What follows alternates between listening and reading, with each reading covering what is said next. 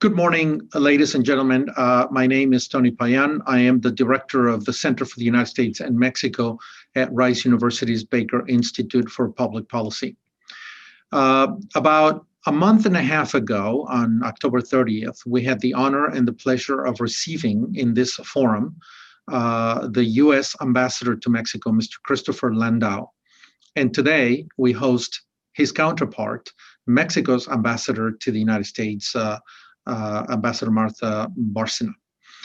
These two events, along with our annual Mexico Country Outlook, are really capstone events for us here at the Center for the United States and Mexico, because we, as a center, for 7.5 years, have been dedicated to research the binational relationship on all kinds of aspects, and there are many.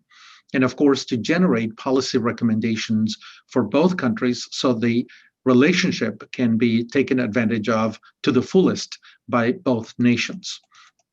Our work is, of course, not idle. In any day of the year, there's always stuff going on between the US and Mexico. Our two nations are not only neighbors, sharing a 2,000-mile border, but their connections run wide and deep.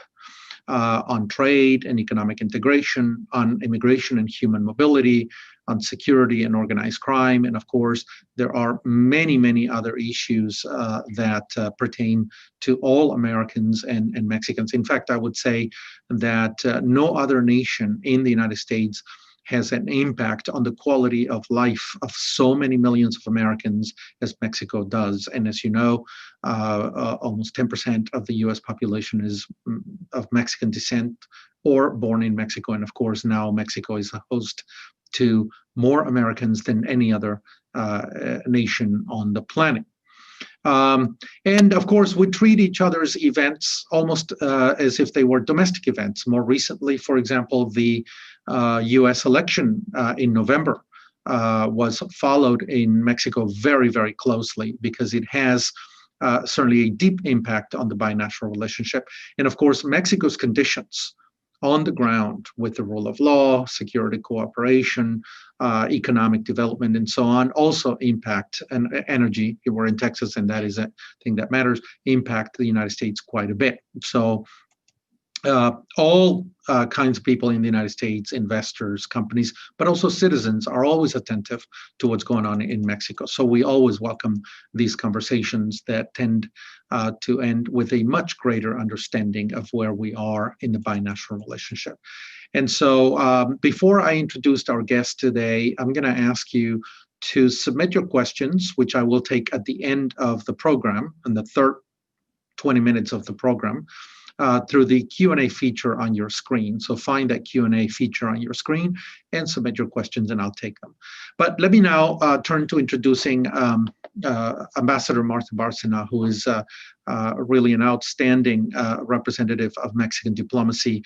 I have her bio in my hands and I'm not going to go through all of it, but I'm going to give you an example of the breadth and the depth of the experience in foreign policy in the Foreign Service of Mexico that she has. She has been at the United Nations. She has been ambassador to the Republic of Turkey, to the Republic of Georgia, and to the republics of Azerbaijan, Kazakhstan, Turkmenistan, Denmark, and the Kingdom of Norway, and the Republic of Iceland, and has been consul in Barcelona, and of course worked at the UNESCO, the UN, and the OAS. She's been at the G20 summit, and on and on. Her curriculum is very extensive to cover and has been ambassador to the United States since December 2018, when the López Obrador administration came into office. Last, I was very intrigued that she studied in Rome, in addition to being a former student at the Universidad Iberoamericana, where she has a BA and a master's. She also has a master's degree out of the Pontifical Gregorian University in Rome, and I was quite interested in that, being someone who graduated from Catholic universities. So without much more ado, let me introduce somebody who has a lot of expertise on Mexico's foreign policy and its diplomatic efforts far and wide around the world, Ms. Martha Bárcena. She'll speak for about 20 minutes. She and I will have a conversation for 20 minutes, and then we'll entertain your questions. Ambassador Martha Bárcena, please join us for this event. Thank you, and welcome to our center. Thank you very much, Tony. It's really an honor to be today with Rice University and the Center for the United States and Mexico at the Baker Institute, and with you, with Cecilia, and with all participants that are following us. Texas has a very special place in my heart because, as I was telling you, my grandmother was born in Laredo and then got to Mexico when she was 5 years old. And she lived all her life undocumented in Mexico. So there are undocumented people at both sides of the border, historically speaking. And I also was telling you I had the real honor of meeting former Secretary James Baker in the funerals of Edward Shevardnadze in Georgia. And we were talking about the importance of the U.S.-Mexico relationship.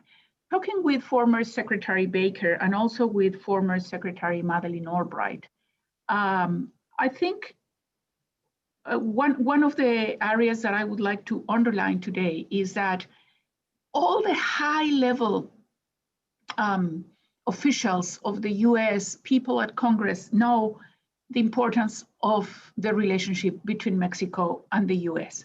But at the same time, they take us in a way for granted. So let's, if you follow all the conversations now before the campaign, during the campaign, and now on foreign policy, you see that people continue to talk about, of course, China, Iran, North Korea, and other challenges, and not necessarily Mexico. That is, of course, good on a one sense, because it means that people believe that we have a lot of challenges and problems, but that we have the institutions and the political will to solve them. On the other hand, it is a bad signal because people in the US sometimes do not realize how important is Mexico for the US. We know in Mexico that the US is very important for Mexico, and we don't have any doubt that if the US catches a cold, Mexico has pneumonia. But in the US, a lot of people do not realize the intensity of the relationships in so many areas. And as you said, many of these issues, many of the issues of the relationship are more than foreign policy, are domestic issues. And you know well in academia, even that a term has been coined for this, intermestic issues. So a variety of topics that are domestic in nature, but with foreign policy implications, as well as an interaction at all levels and with multiple actors, at the executive, with Congress, with the judicial power, with the private sector, local authorities, civil society, academia, universities, student workers. I remember when I was ratified by the Mexican Senate, I centered my program work on areas such as the traditional ones, as security, migration, trade, but also investment, border, with which we share an incredibly important border, the political relationships with Congress, with the local authorities, with governors, with mayors, but also with the media, the promotion of the Mexican image, the relevance of the Mexican community that you mentioned. It is an enormous community of first and second generation, between 36 and 38 million, and 11 million of first generation Mexicans, among them 5 million undocumented or around that, and around 800,000, at least, well, 700,000 registered dreamers of Mexican origin. But now that DACA is opening up again to register, we would assume that it can easily double. And of course, cooperation in other areas as shared water resources, as environment, as educational cooperation, as cultural cooperation. So you name it, you have it in this relationship. And so what I would say is, where do we stand now and where are we going? As you well said, I was nominated the ambassador of President López Obrador to the US after a career, or this January will be 43 years of having joined the Mexican Foreign Service. So I'm a career diplomat. I'm the first female ambassador to the US, which I always be thankful for that recognition to President López Obrador. And I started, let's say, what I would call is the first stage of the 6 years of President López Obrador's government. The first 2 years, and which coincided with the last 2 years of the current administration in the US.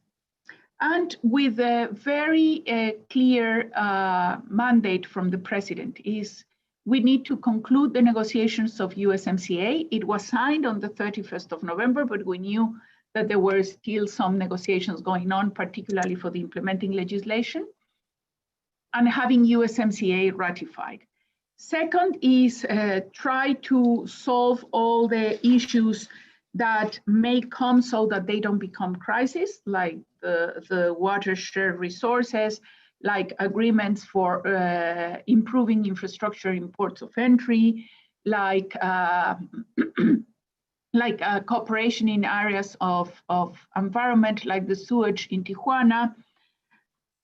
And of course, we both countries had first a crisis from migration coming from Central America, because there were numbers and different characteristics of that migration that we were not used to and that we were not prepared to. There were very difficult negotiations on these ultimatum, if I can call it like that, that if we don't solve the crisis, then we will impose tariffs, which we have been always against mixing different areas as trade and migration. But we managed to find an agreement, and then the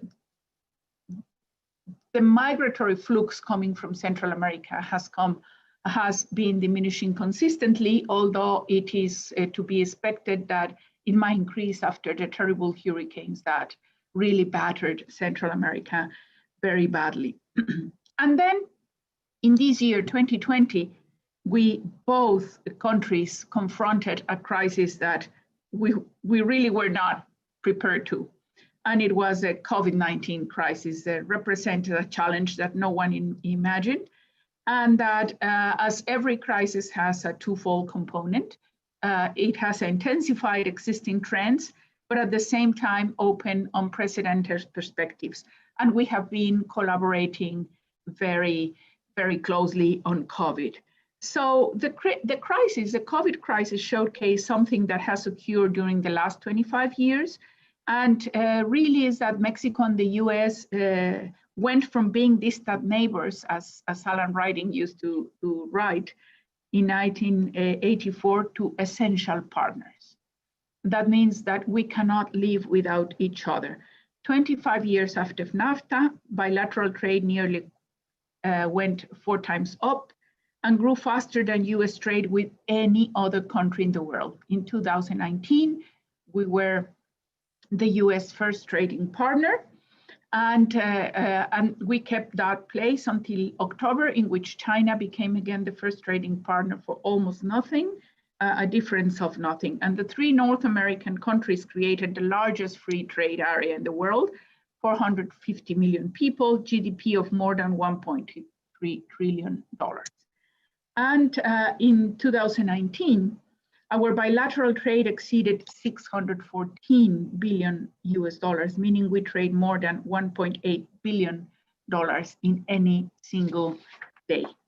So,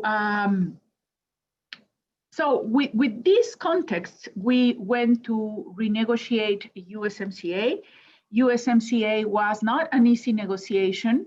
It went through very difficult times. And very difficult chapters, but I think it's an agreement for the 21st century.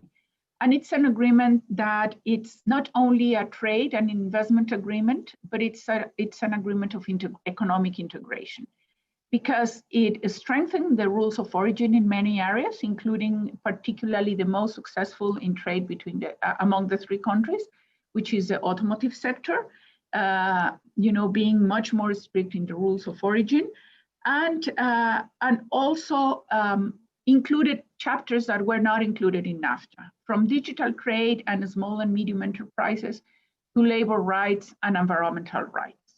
And which I think it will be the template for, as Nancy Pelosi, Speaker Pelosi said, it will be the template for any trade agreement that the US is going to negotiate in the future with any other countries. So what does this mean in particularly on the first, let's say, objective of these 2 years, which was the entering into force of USMCA for Texas? So Texas is Mexico's #1 trade partner. We have a whopping figure of trade with Texas of almost $213 billion a year. This is Texas' total trade with Mexico is greater than the US total trade with Germany and Turkey combined. So that simply shows the incredible importance of Texas to Mexico and of Mexico to Texas. Mexico is not only is Texas' largest trading partner, but it is largest export destination and its largest import partner. And many Mexican companies, including Bimbo, which has Sara Lee's, Cemex, FAMSA, Banorte, Gruma, which is Mission, Racini, amongst many others, support more than 20,000 good-paying Texan jobs. And more than 5 million jobs in the US depend on trade with Mexico. And more than 500,000 jobs in Texas are supported by trade in Mexico. Then we share a border, yes, with the US of, I always think in kilometers, of more than 3,000 kilometers, but most of that border is with the state of Texas. And if you add the 4 US border states, California, New Mexico, California, Arizona, New Mexico, and Texas, and then the 6 Mexican states, Baja California, Sonora, Chihuahua, Coahuila, Nuevo León, and Tamaulipas, you have these 10 border states that comprise what would be the 3rd or 4th largest economy in the world if we had become an independent country. And this common border is becoming a hub of North American competitiveness and interconnectedness. And before COVID-19, Houston received close to 2.5 million visitors from Mexico, 70% from Nuevo León. And this importance of the border, sometimes when you listen in Washington, is not well appreciated, because people think in Washington that border is synonymous of problems or crime, and they don't see that border is synonymous of competition, competitiveness, innovation, and creativity. And of course, share resources. And this is an area in which I would like to underline that we have a great, great challenge in the future, also because of another issue. During the COVID, we saw that we had a problem, because even negotiating NAFTA and USMCA, we never imagined that we were going to have a crisis like this, and that we should have aligned our so-called essential sectors. And of course, the US had a list of essential sectors.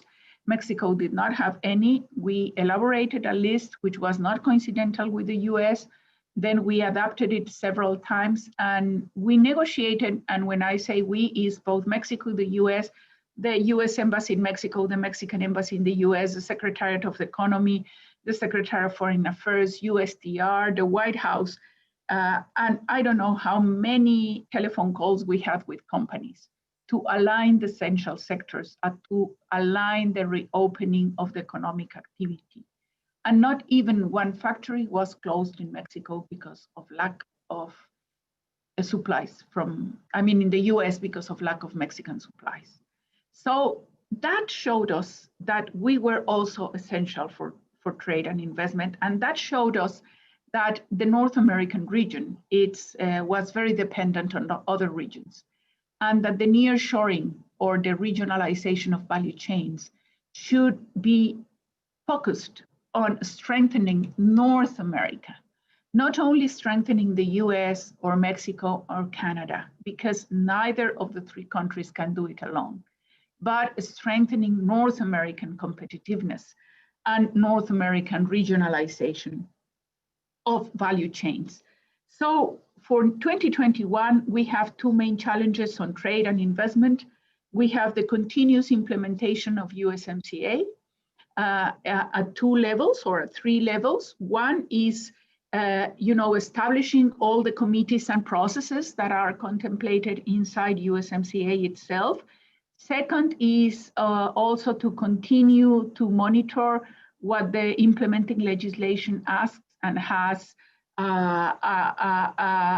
asked, like reports on the labor reform implementation in Mexico, which, by the way, is going very well, and but also the commitments on environment, and also all the other areas in which we have to deal with. And then the second very important, the third very important area is to work with the private sector. Is to work with the private sector to take advantage of having this certainty of USMCA and this alignment of essential sectors. So that would be for trade.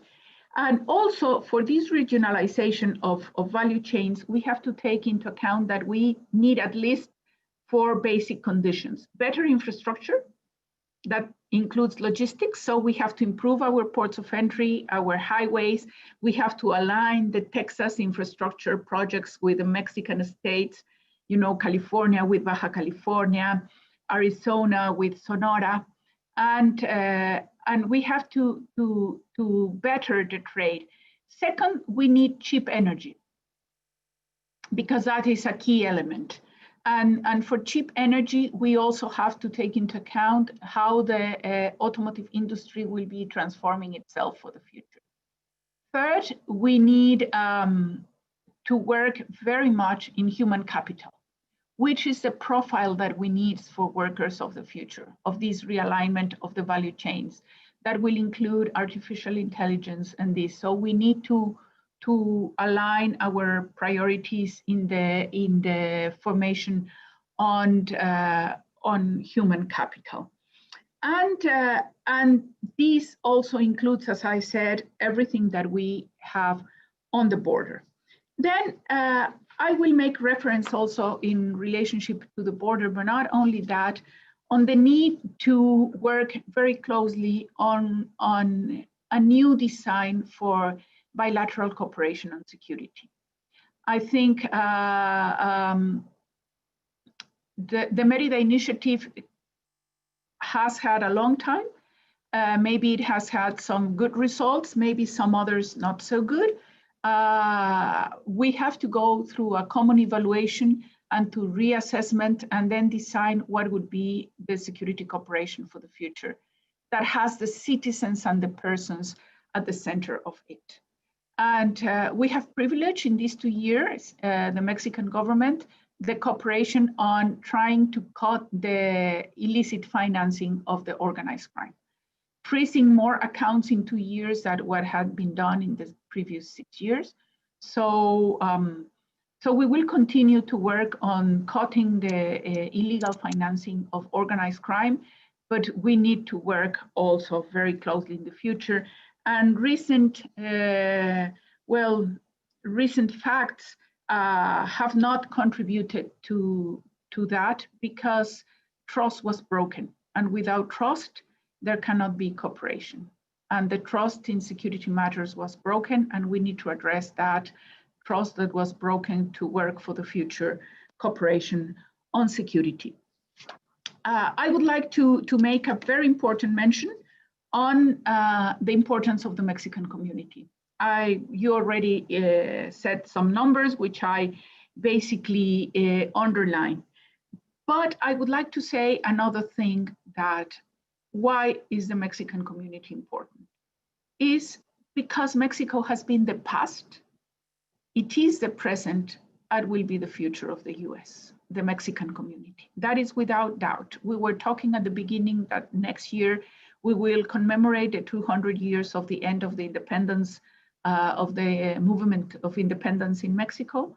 And we have to remember that in 1821, Texas, California, New Mexico, Arizona, Colorado, and Utah also became independent from Spain.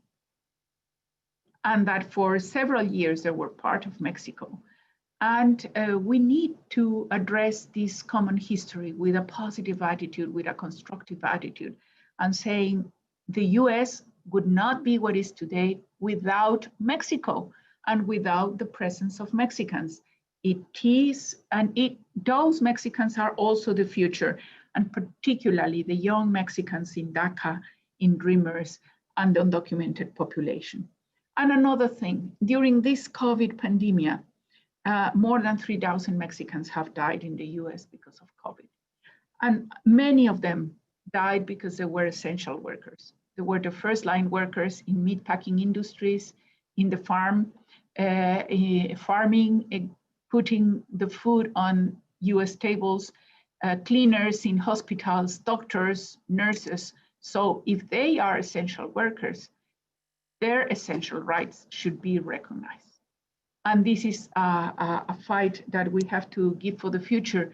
And I think that the President López Obrador's government has always said that to address migration, we have to address the root causes of migration, both in Mexico and Central America. So we need to work very closely with the US government and Congress to address the root causes of migration, and at the same time, giving a path to legality to all these workers and Mexicans that have contributed enormously, not only to Mexico, but to the US. So I just want to close saying that the COVID-19 crisis have really affected very drastically the economies of both countries. Mexico's economy is going to decrease around 9% these years. The government has put emphasis in addressing the needs of the most vulnerable. It has not incurred or it has not contracted additional debt. That has been criticized, but at the same time, I think it will be the strength of Mexico in the near future, not be so much in debt. We need to work in a common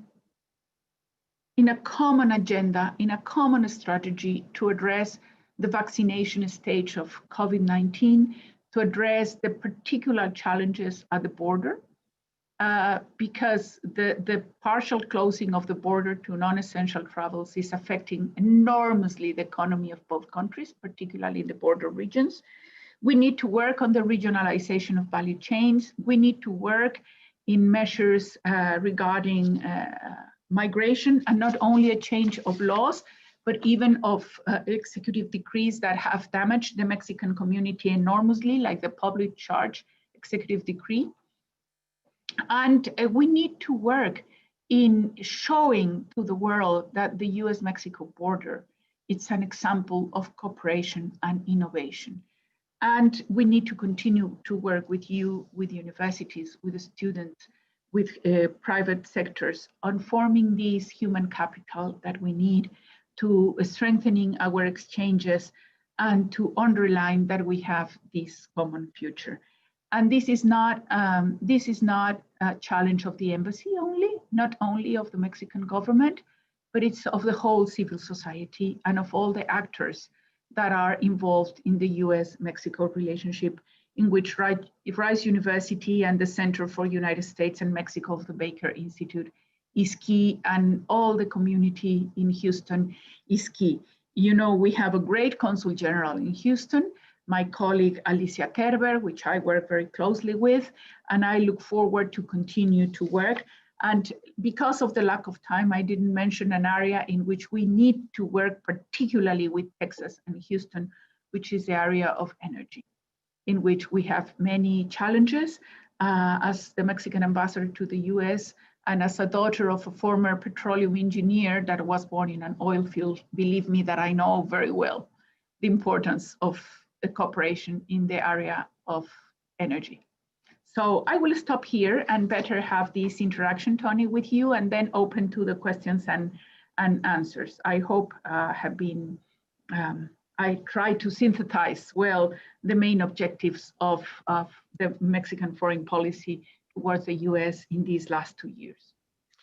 Yes, thank you very much. In fact, let me tag on to the last comment that you made and tell you that we, when the Center for the United States in Mexico was born, the general consul in Houston was Luis Malpica de la Madrid, and he was an incredible ally of the center, a good friend of the center, and his advice was always very valuable to me in addressing various aspects of the binational relationship.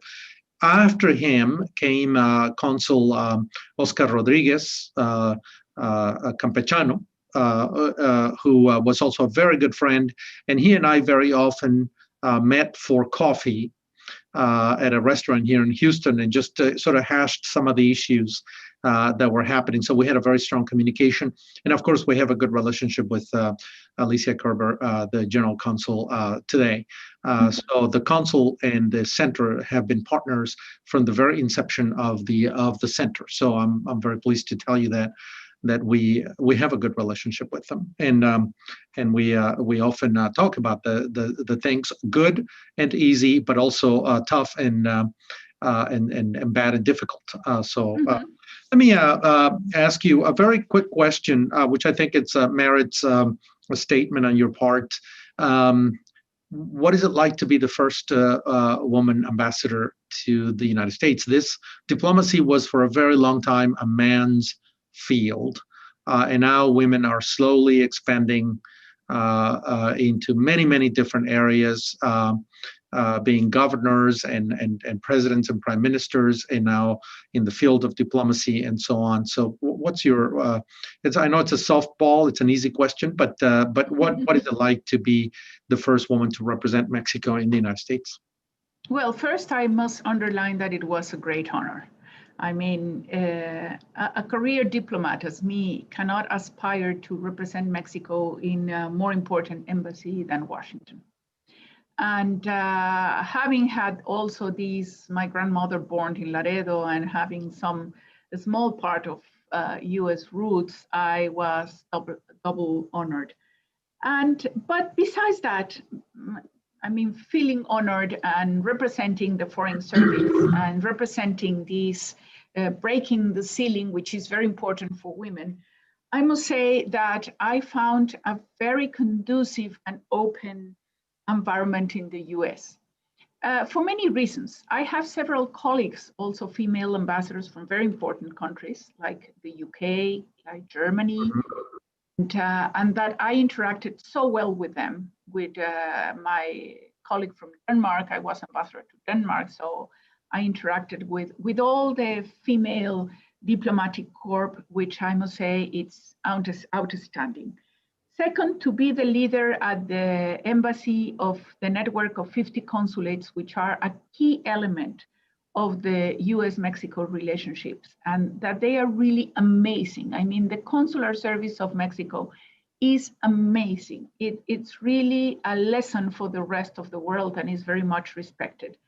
And I will always be grateful to have had the possibility of working very closely with them. But besides that also is that several of the most important consulates in the US are led by women. Not only Alicia in Houston, but Reina Torres in Chicago, Marcela Cerorio in Los Angeles, Remedios Gomez Arnau in San Francisco, Claudia Velasco in Raleigh, Alejandra Bologna in San Jose. So that has been also a great element because we have had the possibility of really fighting very key issues in the task of protecting the Mexican community. And one of those issues, unfortunately, is domestic violence. So we have put a lot of input on attending women that suffer from domestic violence, and that help them also. We are mentoring them also to advance. And third, I would say that at least in Congress, it has been a pleasure to deal with many women, not only with the Speaker Pelosi that we immediately identified and which I respect very much, but also with congresswomen as Silvia Garcia, as Zoe Lofgren, Silvia Veronica Escobar, it's David Dingle. It has been really fantastic to interact with them and knowing that we have so many things in common and objectives in common to fight to. So it has been an honor, it has been a privilege, but it has also opened or put emphasis in areas that maybe a male ambassador would have not given such importance, which is to the gender issues, domestic violence, the issue of education for women, women access to STEM, women access to scholarships, and that I feel very proud of, and having interact with my colleagues that lead the most important consulates in the US. Thank you for that. Now I have a question for you. Out of your remarks, in the beginning, you said that the United States has taken Mexico for granted in the relationship, and I think I agree. I think the United States very often thinks about its geostrategic interests and neglects its neighborhood. I think Canadians sometimes complain about that. I think Mexico certainly has a good complaint. So in an alternative universe, in a different world, if the United States did not neglect its relationship with Mexico, what would it look like? In your view, what would the relationship look like if the United States did not exercise that degree of neglect that you mentioned? What would it look like? I would hope that it would look like paying more attention to these essential workers I was mentioning, paying more attention to dreamers, paying more attention to the relevance of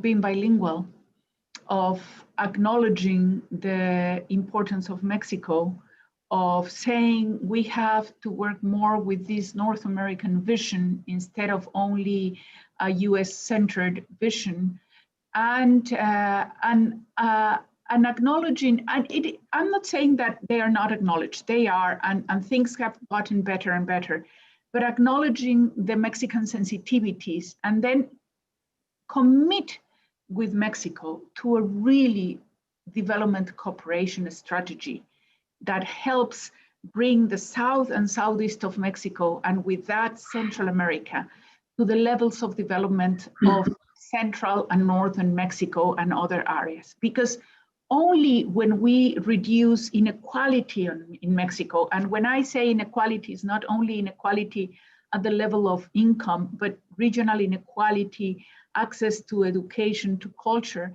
then we will be able to have safer societies and safer countries.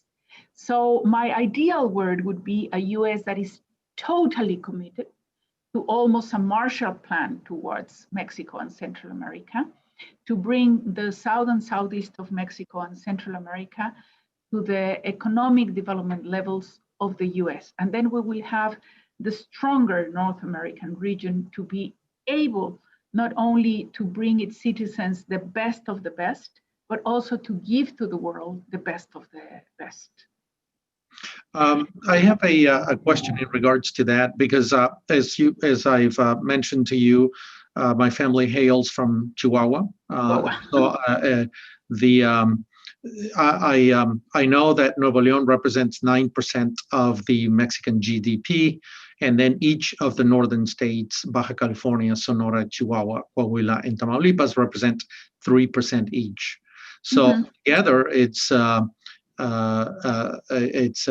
considerable amount of Mexico's GDP, and I think that you're making reference to the idea that for just the northern states, for example, or 6 states, each of them representing 3%, and Nuevo León 9%. That's over a quarter of the Mexican GDP. Almost 30%. Right, almost 30%, right up against the border. But I also know that much of the development of the north and Central Mexico has been done on the really on the backs of generations of people who were sacrificing themselves in maquiladoras, with cheap labor and that kind of work. In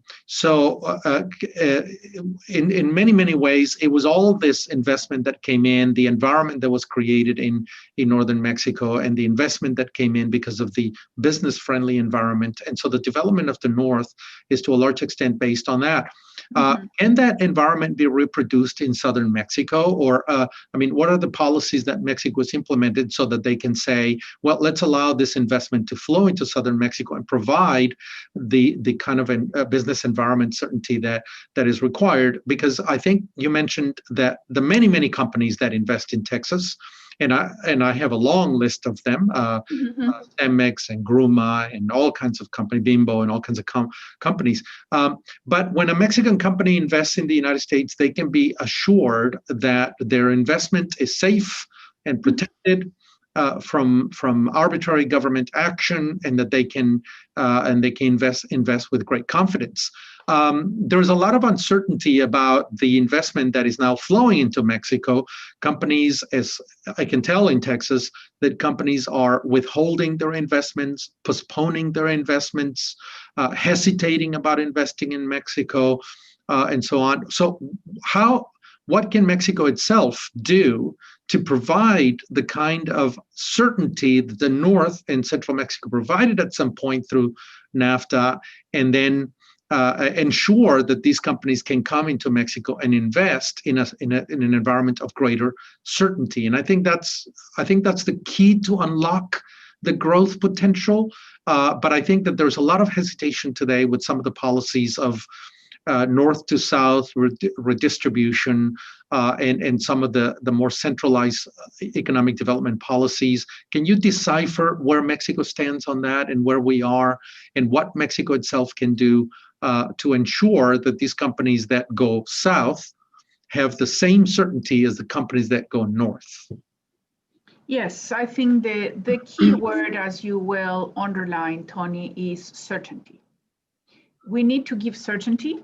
And believe me that I spent a large percentage of my time in Washington trying to solve issues that do not bring certainty. But what is the main element of certainty? I think the main element of certainty is USMCA, with all these chapters, including the chapters on dispute settlement, because that will give you the certainty that your investments will be protected by law, by USMCA, and that if you consider that they are not protected, or that the rules have been violated, you can go into the dispute settlement mechanism. So that is an element. The second element of certainty, I would say, is this fight against corruption in Mexico, which is it is a main objective of President López Obrador. And I think that that should give, the fight against corruption should give certainty to investors. The third element of certainty to invest in South and Southeast is the investment that the government is doing, and also with the private sector, on infrastructure and logistics. Because one of the main challenges that we had with NAFTA, that investment didn't go to the South and Southeast part, was the lack of adequate infrastructure. And now that is changing quite dramatically, and also is changing the level of education in the South and Southeast, that it's getting better and better. And the access to internet, that it's part of this access to infrastructure and logistics. So people that were not able to incorporate themselves into the modern economy, now they will be capable of doing it. Then we have a great workforce in the South and Southeast. And I think what we're seeing also is a changing of the composition of the economy in Mexico. So Tijuana, as you said, was full of maquiladoras, but now you have companies as Tecnofisher, which is one of the main companies that produces software for research. So what we're seeing is that all the northern, the companies established in the northern areas, they are going into more sophisticated technology, and they would need to have also access to good workforce. that can cover what these factories or maquiladoras at the north could do before. And that is the place for going to the south and southeast. I'm not saying that the south and southeast is underdeveloped. On the contrary, for example, Mérida is a very sophisticated city with people that are very well educated. So I think that certainty has to do with these elements: USMCA, fight against corruption, the accessibility to infrastructure and logistics in an ample sense, and then, of course, that the South and Southeast offers an increasing capable workforce and new tools to incorporate themselves to this new economy. But as I have talked many times with President López Obrador and with Secretary Ebrard, we can attract a lot of investment, yes, because of USMCA, but it is not enough. We have to do the things right in Mexico and send the right signals and honor the contracts and comply with the commitments that we have acquired in USMCA. Because, and I recommend everyone who is listening, the article, I don't know if it was New York Times or Washington Post on Saturday, of George Shultz celebrating 100 years. And he said that the best lesson that he has learned in his 100 years is trust. And the main element for certainty is trust. And if we destroy the trust, that will not benefit neither Mexico, neither Canada, neither the US. Right. Regarding the issue of trust in the business environment, I would like to hear your reaction to one of the headlines in the Houston Chronicle this morning, in which a journalist who covers energy, which you just mentioned is very important in Texas and in Houston, and he writes, U.S. companies in Mexico face a quote-unquote slow rolling expropriation. That, I think, that reflects a lot of the conversation that I hear in the hallways in buildings in Houston, that the business environment in Mexico is actually less certain and less propitious for investors and investment, especially in energy, perhaps in other areas, but certainly in energy. Where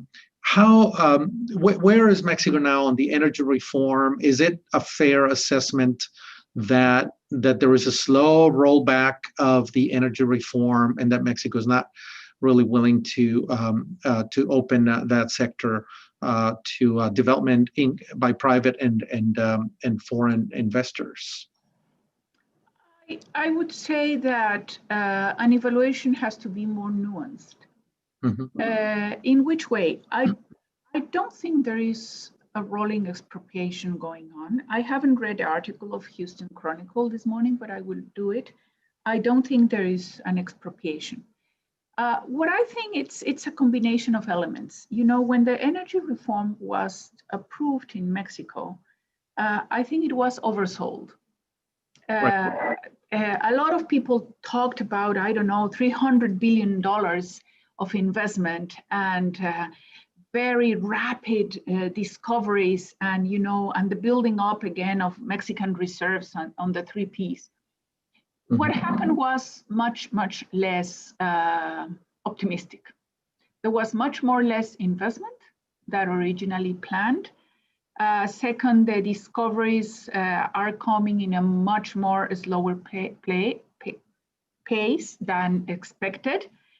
So the building of reserves or the replenishment of reserves, which is the right word, has become more slower. So that created as a kind of a skepticism towards the benefits of the energy reform by itself. So the president said, okay, let's see if we have in a shorter term the results that were announced with energy reform, and then we will open to new tendering rounds. Those results have not been coming as expected. So why open for new tendering rounds if the results of these first tendering rounds are still not there? And I don't say it's because of the lack of commitment of companies or because problems in Mexico. We all know in the energy sector and in the energy business that the energy sector has been very badly hit also in recent years because of this fight between Saudi Arabia and Russia first, and then the COVID. And then there has been less money available.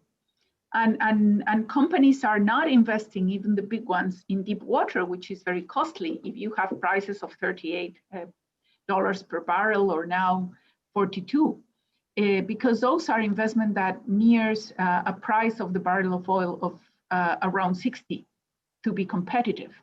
So for many reasons, which are not only attributable to the Mexican government, the investments have not been there as expected.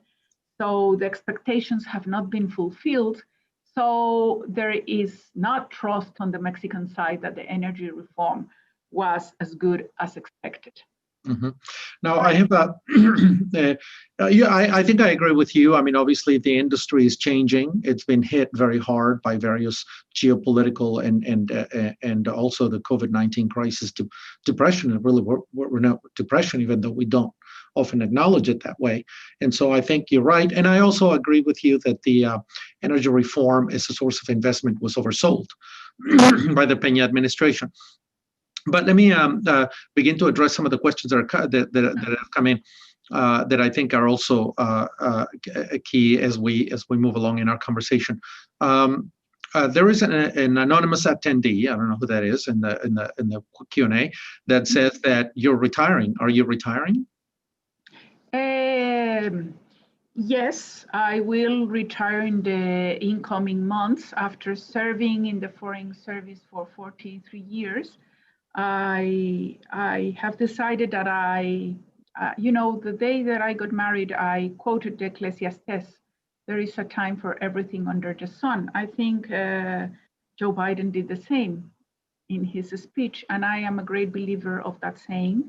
And I think my stay in the US has completed a stage in which I have served my president and my country above all, faithfully, with loyalty, and it's time to go to another stage in my life. Well, congratulations on your retirement. We're going to miss you, and it's unfortunate that we didn't have you before, so we could have had 2 or 3 conversations. Don't worry, Tony. I can always come back to the Baker Institute as a retired ambassador. And if you need more freedom to say, and I want to write my memoirs. If you need a 6-month stay somewhere, we'll open the hallways of the Baker Institute for you. I will consider very gladly, so please. I can write my memoirs in those 6 months. Be certain of that. Absolutely, please consider. We'll find you an office in the hallways, and we'll have you over writing and talk to you, and of course organizing a couple of important events. Let me move on to the important question that's hanging in the air today. I'm monitoring the New York Times this morning, and slowly electors throughout the country in the capitals of the 50 states are meeting and casting their ballots for Mr. Biden. And so far, no faithless electors. Everyone is voting the way they're supposed to vote. And I think by the end of the day, we will know that Mr. Biden will be elected. Is today the right day for Mr. López Obrador to pick up the phone and congratulate Mr. Biden? That has been my recommendation. Indeed, I think it's an appropriate thing. We don't know why he postponed it. Maybe there's other reasons, but I think it might be the perfect day at the end of the day. That has been my recommendations, and I always said during the campaign and until now that people should not have doubts on the integrity and the strength of the US institutions. And during my tenure as Mexican ambassador to the US, I never doubted that integrity and that strength of the US institutions and the US people. Thank you. And the other topic on the table in some of the comments is immigration. As you know, Mr. Trump had a very forceful approach to immigration. That is being generous. I think it was practically a cruel and inhumane approach, and I think we have to acknowledge it for what it is. And Mexico, over the last 2 years, bent over backwards to accommodate Mr. Trump's approach. What should Mexico's approach on immigration be under the Biden administration? How should trans migrants through Mexico now be treated? What should happen to the migrants stranded in cities along the U.S. Mexico border from Tijuana to Ciudad Juarez down to Matamoros and Reynosa? What should the new immigration policy look like under a new administration, perhaps without the cruelty and the inhumane treatment of immigrants that we have seen in both countries in the last 2 years? Well, Tony, this is an issue that can be one of the seminars when I go to the Baker Institute in the future. But I will try to approach it as succinctly as possible at different levels. I think we can interact on different levels. One is, for example, the so-called MPPs. The US, because of COVID, simply suspended all the hearings to complete the asylum process. Without mention, they did not comply with the commitment that they have acquired when we agreed these MPPs, or not agreed because it was a unilateral measure, but on June 2019, is that they were going to have a final decision in 6 months. And there are people that have been waiting for more than a year. And the problem is that a lot of those people were moved from the border to other cities that were safer, like Monterrey and these. So first, we would expect that these hearings take place and that the people that are waiting for their asylum process have a final decision. I mean, Mexico will not intervene in what would be the final decision of the judges in the US. But what cannot happen is that these people continue to wait indefinitely. So that is one way of solving issues, and this can be done without changing to legislation. Then another thing that can be done without changing the legislation is to end the executive decree on public charge. And that will give certainty to many families that are mixed marriages or that have children that are US citizens and that they are not going to get help or food stamps because they're afraid of then losing their chances to get a green card.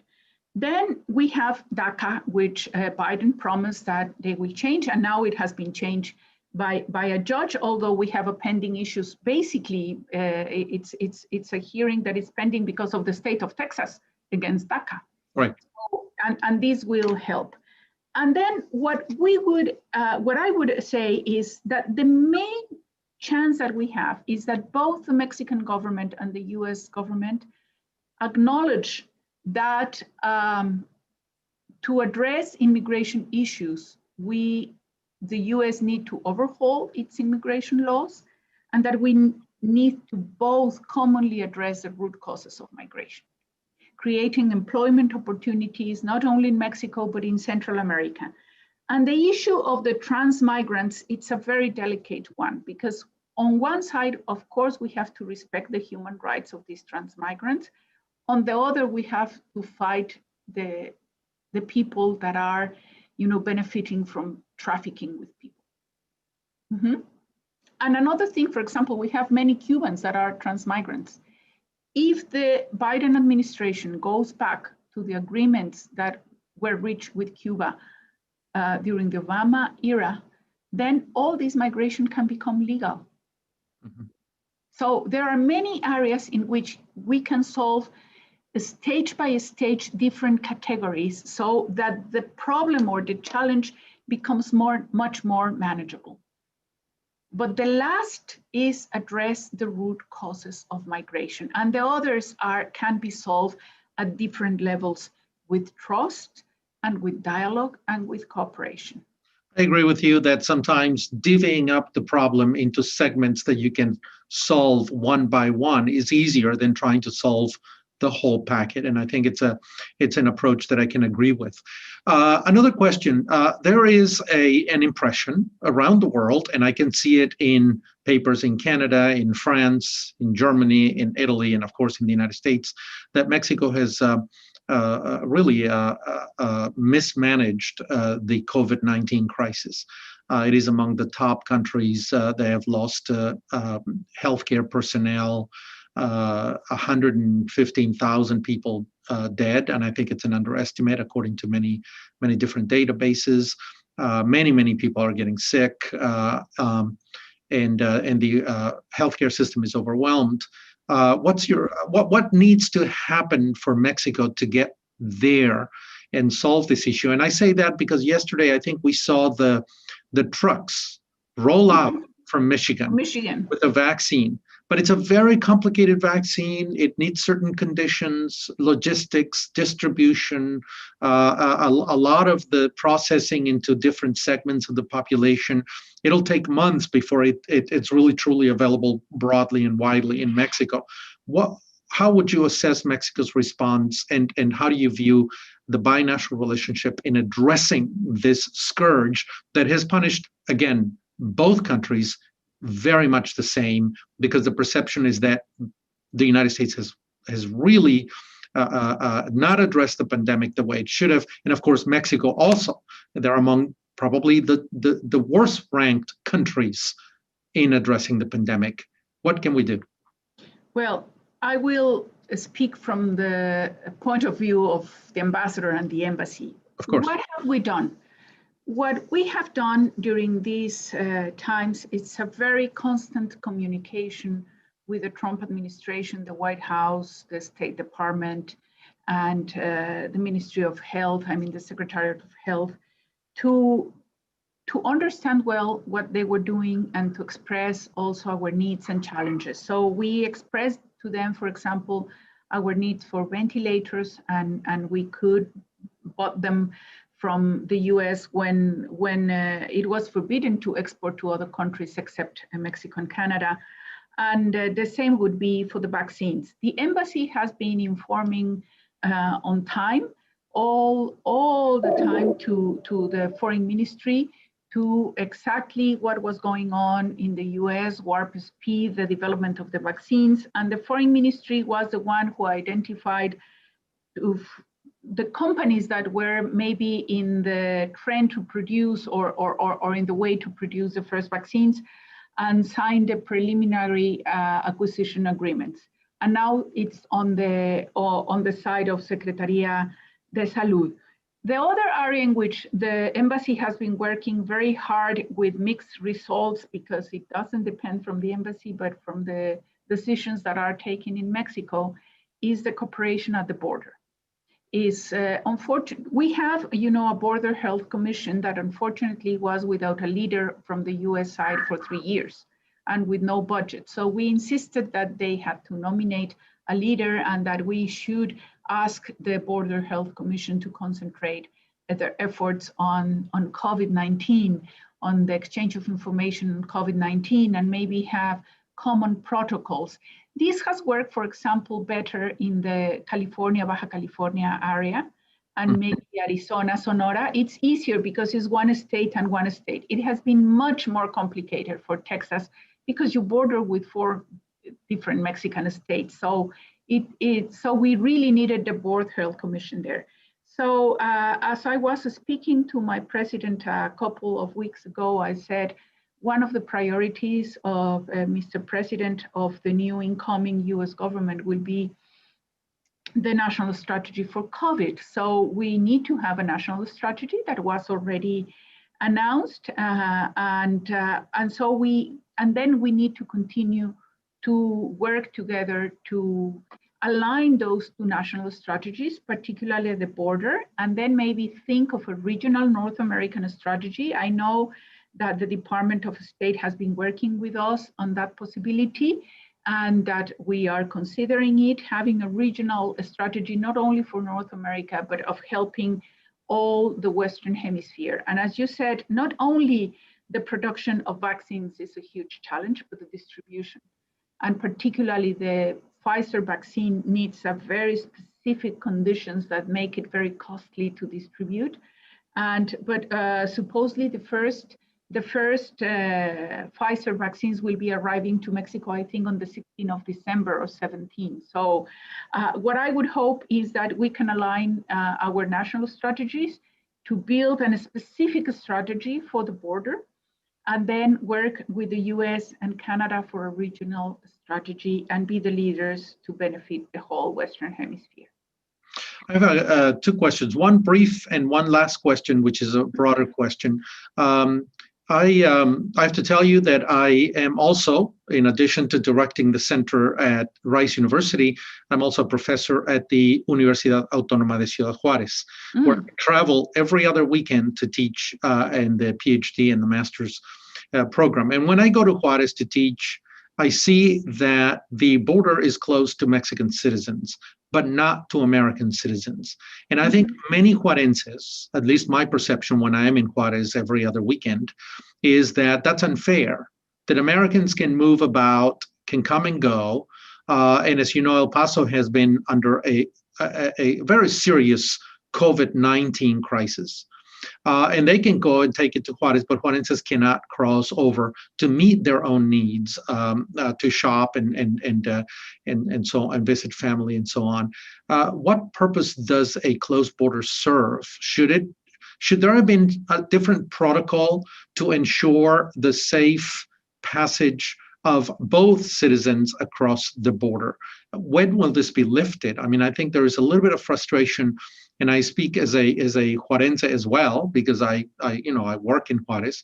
And so what can be done on the border? I think there is a sense that it is unfair to continue to limit mobility for Mexican citizens, but not for American citizens. Well, the mobility of American citizens was supposed also to be limited to non-essential travels. But we have been more flexible on the interpretation of non-essential travels. But the reality is that the mobility should be restrained also. And that's one thing. The second thing is that every month there is an evaluation done by the Foreign Ministry with DHS and with INAMI, Instituto Nacional de Migración. And just before this last evaluation, we were talking about not relaxing, but giving some leeway to some crossings. But then it came the peak, as you said. And if you see the map of the US, the peak in El Paso region, another, it's very high. And also it started the peak in Mexico. So again, it was decided to continue with the same measures until the 21st of January. I would hope that if the conditions in the by January get better, we could start relaxing or including as essential sectors other sectors that are not included, and of course, I would call here to all U.S. citizens that cross to Mexico to be also conscious. And if you had any chance of extending the contagion, do not cross, do not go, and respect, because these measures are taken for the health of the border citizens. Thank you. One last question, and it's a delicate one, because I think it's going to involve some serious work for the embassy and, of course, for Washington and Mexico City, the foreign ministry, but also for law enforcement agencies. We've seen what happened with former Secretary of Public Safety and Security, Genaro Garcia Luna. We saw what happened with the arrest of former Sedena chief, General Cienfuegos. And then he was returned. And now there is talk in Mexico of restricting the activities of law enforcement personnel, U.S. law enforcement personnel operating on the ground in Mexico. You and I agree. I think the Merit Initiative may already be defunct, at least de facto defunct. We may need a different framework for cooperation and collaboration, but no collaboration is probably not an option. because we have joint problems, we have joint issues with human trafficking, with undocumented migration, with smuggling of plants and animals and other species, and of course with drug trafficking, with information, with arms trafficking, with information, and of course the flow of money. So there's a number of issues. So I don't think no collaboration is simply not an option. What can we learn from the Cienfuegos in the debate that's taking place in Mexico, and the President López Obrador's statements on the limitations of law enforcement personnel, the exchange of information, and on, all the complaints, all the debate that's been in the media lately? What should a framework that is fair, even, and good for both countries look like in the future? Can Mexico be relied on? Last time we had the ambassador Landau here, he mentioned that he knew from the very first day he went to Mexico City, he knew that there was an arrest warrant for Mr. Cienfuegos, and he did not reveal it to the Mexican government because he didn't trust them. That's exactly what he said. So clearly there is no trust. There is a framework that is failing. What needs to be done? Where should we go here? I think, you said that in my CV you were caught, your attention was caught because I studied Filosofía de Gregoriana. Exactly. And I studied philosophy at the Gregoriana because I want to be very precise with concepts and understand the concepts. So one key concept that I do not say reflects the Mexican attitude on this is restriction or limitation. We are not restricting or limiting the activities of law enforcement agents in Mexico. We are regulating them, and the regulations existed since 1992 in a decree, and now they are coming as part of the national security law because that national security law did not exist in 1990. So of course, they are not exactly the same of the 1992 regulations. There are other issues. I know that, and I have taken note of the worries of the US government, and I have conveyed them to my government. So first, there is no restriction or limitation, there is regulation, and we have to see how to regulate that. And these are the amendments to the law. Then it comes the rules, the so-called reglamentos that can be more precise. Second, I totally agree with you that no collaboration is not an option. I mean, security, there is no more important country for the US on security than Mexico, and vice versa. So we need to continue to collaborate. But third, and I return to what George Shultz said, trust is key. And what happened with the case of General Cienfuegos was a breach of trust. And if there is no trust, there can be no cooperation. So we have to rebuild trust. You know, in international relations, it's very common to say confidence building measures to build trust. And I think we will have to return to build this confidence, these measures, this confidence, this trust. But I am absolutely certain that we can do it if we have the political will, because no collaboration is not an option. And we need to find the ways to collaborate while at the same time fighting the organized crime, which makes a lot of damage to both countries. It's not a problem of the US that Mexico is solving. I mean, some of the things might be you receive drugs coming from Mexico illegally. We received a lot of arms that are responsible for 70% of the violence in Mexico or more. So what we need is to sit at the table and said, what do we have? How we do solve this? Which are the first low-hanging fruit that we can solve to rebuild this trust, and then continue advising in the other areas. I would be very disappointed if this trust cannot be rebuilt, because the dialogue between the Department of Defense and the La Secretaría de la Defensa in the latest years has been productive, between the Navy and the Department of Defense, between DHS and Mexico and the DOJ. So I would hope that we are able to have a plan of confidence building measures on rebuilding trust, and then have a security agenda and to re-evaluate the way that we should cooperate on the security agenda. I know that Congress is very keen on that. I have talked with Senator Cornyn, with Senator Feinstein, with the teams of Senator Grassley, with Senator Blunt, and Congress. So together we can do it, because together we are better. If we fight, we have everything to lose. Right. Well, it's been a really wonderful, extensive conversation. I want to thank you very much for joining us today, and extend once again the invitation, now that you're retiring and want to write. The doors of the Baker Institute at Rice University are open to you. If you decide to come and spend a few months with us, it'd be a pleasure to have you. Congratulations on your retirement, and thank you for accepting having this conversation with us here, and we hope to meet very, very soon.